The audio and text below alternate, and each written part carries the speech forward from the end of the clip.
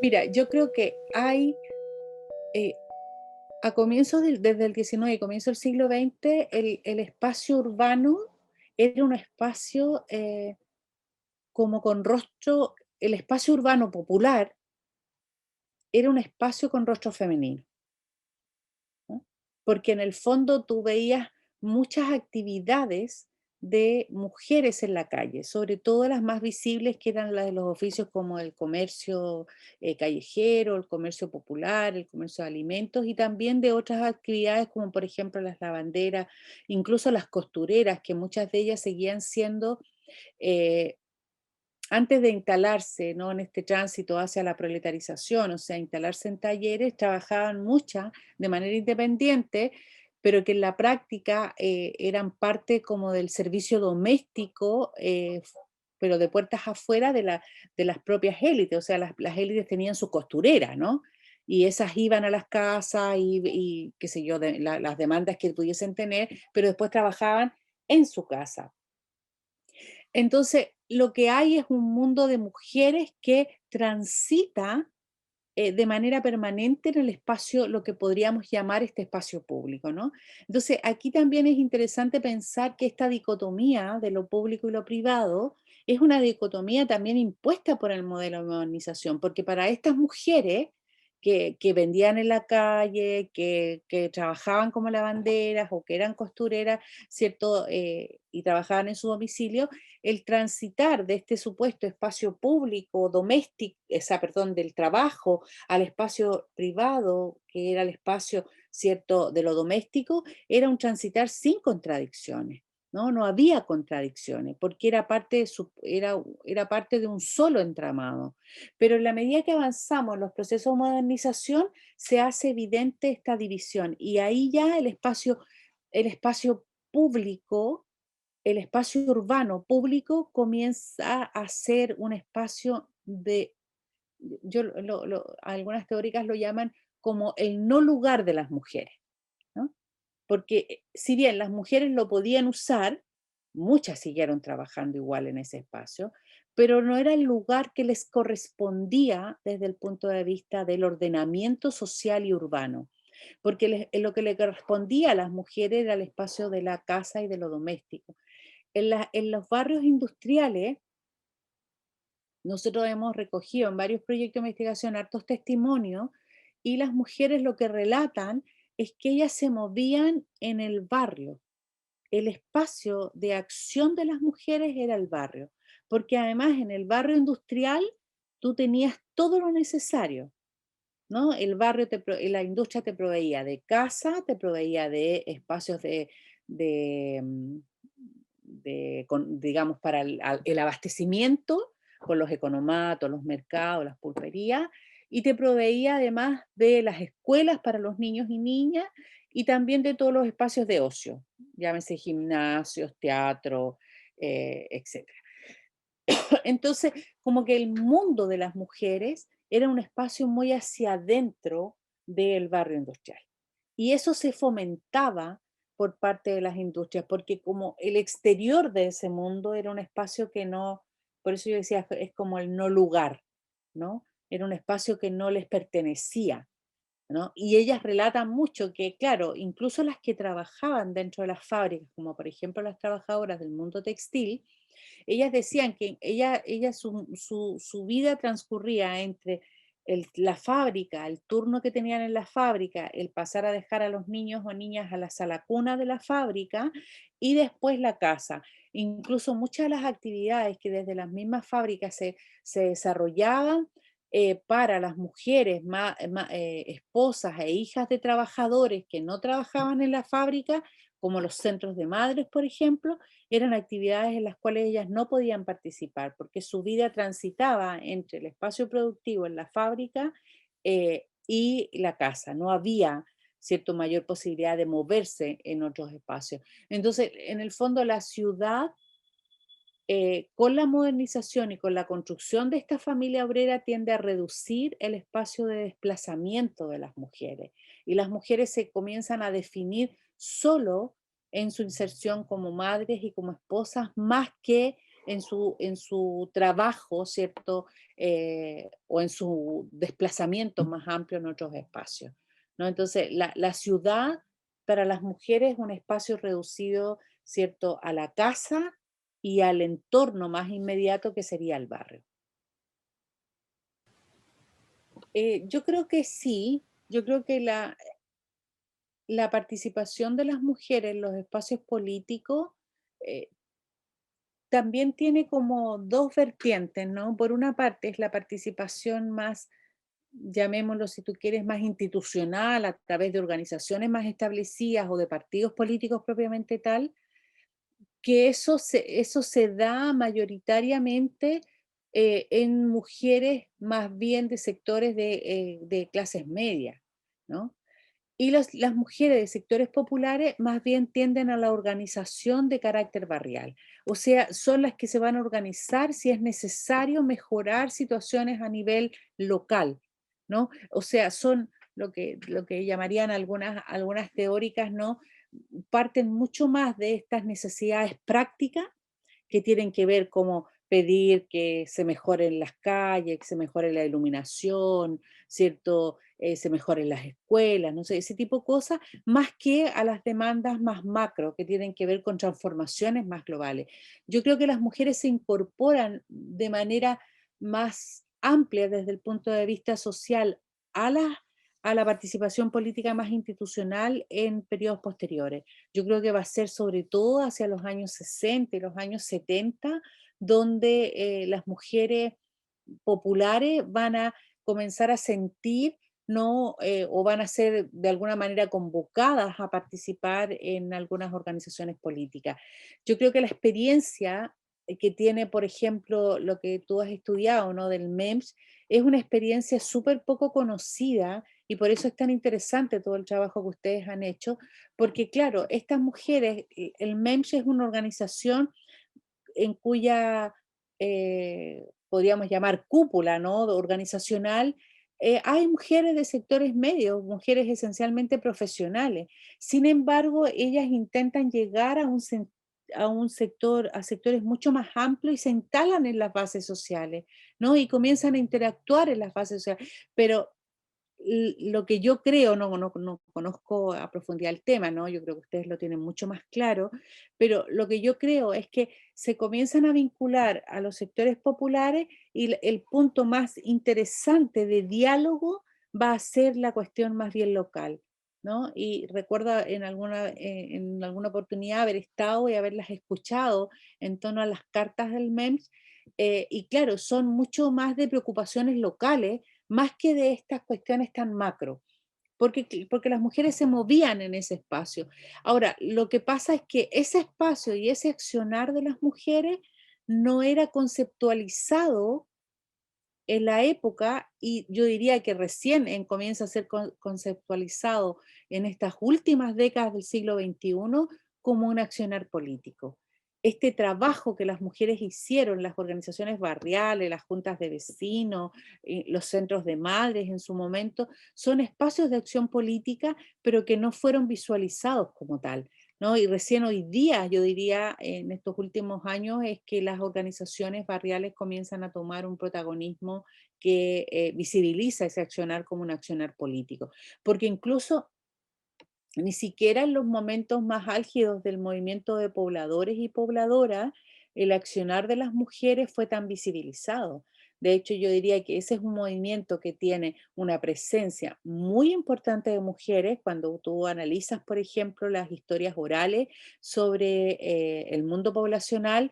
Te aparece de manera muy nítido el accionar de las mujeres fueron las que iniciaron las tomas, las que organizaban la distribución de los espacios en la misma toma, las que organizaron, ¿cierto?, toda la demanda por un lugar en la ciudad. Sin embargo, cuando se politiza más el movimiento y hay que generar voces que interactúan con los poderes más tradicionales, aparecen los hombres, ¿no? Y aparecen los partidos y aparece toda una estructura más androcéntrica que hace que las mujeres se replieguen, ¿no? Entonces, en realidad, en un movimiento que tuvo una enorme visibilidad en el accionar, en la práctica concreta de las mujeres y que lo hacen no desde una demanda, ¿cierto?, con banderas feministas, sino que lo hacen desde una mirada, si tú quieres, incluso súper tradicional, desde las necesidades prácticas, o sea, como madres, es cierto que buscan un lugar mejor para sus hijos, para sus hijas.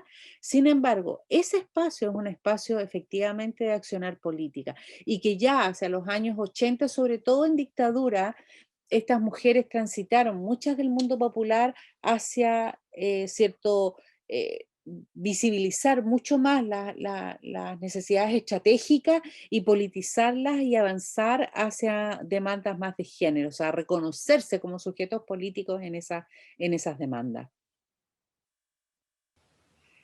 Mira, yo creo que yo siempre, digamos, he ido elaborando una tesis, pero que no la tengo completamente desarrollada, ni menos ni investigada tan a profundidad, ni menos escrita. Pero yo creo que hay una, una mirada muy patriarcal de los propios movimientos sociales populares. Yo siempre he pensado que el movimiento social popular, movimiento obrero en su momento, movimiento de pobladores, los movimientos políticos de izquierda, han tenido siempre una mirada muy patriarcal, muy androcéntrica, incluso en sus propias demandas. Si tú piensas que una de las demandas más relevantes del movimiento obrero desde sus inicios fue este concepto del salario familiar, ¿no? El salario familiar, que era la lucha por el salario familiar, es decir, la lucha por un salario justo para los hombres que les permitiesen mantener una familia. Entonces, el trabajo de las mujeres siempre fue visto como un problema, como una disfuncionalidad, como una incapacidad tanto del sistema como de los hombres para proveer a esas mujeres. Y por otro lado, después los otros movimientos sociales también han tenido sus sesgos, ¿no? El movimiento pobladores tiene el mismo sesgo, como son estos problemas, cuando son problemas locales, como por ejemplo el alumbrado de las calles, el tema del el mejor pavimento, no sé, ese tipo de cosas, son vistos como problemas domésticos. Entonces esos son problemas de mujeres, pero cuando hay que discutir los temas de las transformaciones estructurales, ahí está la voz de los hombres y las mujeres vuelven a ser invisibilizadas. Y en los movimientos políticos eso ha sido muchísimo más evidente y mucho más estudiado, ¿no? Los temas, lo voy a decir entre comillas, los temas de mujeres fueron siempre considerados temas menores. Incluso si uno piensa en el momento de más alta notoriedad de los movimientos sociales políticos en los años 60 y en los años 70, las demandas feministas fueron concebidas como demandas burguesas, por lo tanto no fueron incorporadas, porque se suponía que si alcanzábamos la liberación social, íbamos a alcanzar la liberación también de las mujeres, de todos los sujetos explotados o subordinados que serían, incluyendo también a las mujeres. Entonces, en el fondo, yo creo que los movimientos sociales sobre todo populares y los movimientos políticos de izquierda han estado siempre al debe en la incorporación de las demandas de las mujeres y de las demandas, ¿cierto?, de carácter más, lo que podríamos llamar domésticos, más locales, y no fueron capaces de darse cuenta que en ese espacio había un germen súper potente de transformación social. Entonces, bajo esa lógica, lo que hay ahí es una invisibilización de ese accionar porque se considera menos relevante, ¿no? Entonces, como lo público, lo económico, la voz política se consideró como relevante en términos de ordenamiento social, al momento de escribir la historia, fueron esos los elementos que se relevan. Lo releva la historia oficial de las élites, ¿cierto? Pero también lo releva la historia social popular de la primera etapa y sobre todo la historiografía marxista de la primera etapa, que es una historiografía que releva quién es el sujeto relevante de la historia, ¿no? El obrero. Y el obrero tiene rostro y nombre masculino, ¿no? Y el obrero está acompañado de su compañera, que sería su esposa, pero el rostro del modelo obrero es un rostro masculino. Y todo el accionar de las mujeres fue invisibilizado también en esa historiografía. Es decir, las mujeres dejamos de ser relevantes en la medida en que las acciones que las mujeres estábamos haciendo no eran consideradas relevantes para la sociedad. Y por eso sobresalen solo algunas, las que están haciendo cosas que se supone son masculinas, las que participan en la política, las que se convierten en profesionales y van a tener un posicionamiento, cierto, más exitoso en ese plano, y no las que trabajan desde el espacio cotidiano, desde lo barrial, desde lo local. Ahora, yo creo que lo que ha hecho la historiografía, es cierto, impulsada por el movimiento de mujeres y el movimiento feminista, es demandar a la historiografía una revisión de esos patrones. Y por eso es tan importante empezar a relevar la historia de las mujeres, pero no solamente buscándola en la excepcionalidad del espacio público o masculino, sino que en la vida cotidiana. Y por eso la historia de las mujeres aparece muy vinculada a esta historia de la vida cotidiana, de la vida privada, de la sexualidad, ¿cierto? De la maternidad, porque ahí se hace visible. Y en una primera etapa de la historia de las mujeres hay mucho de relevar ese espacio de mujeres.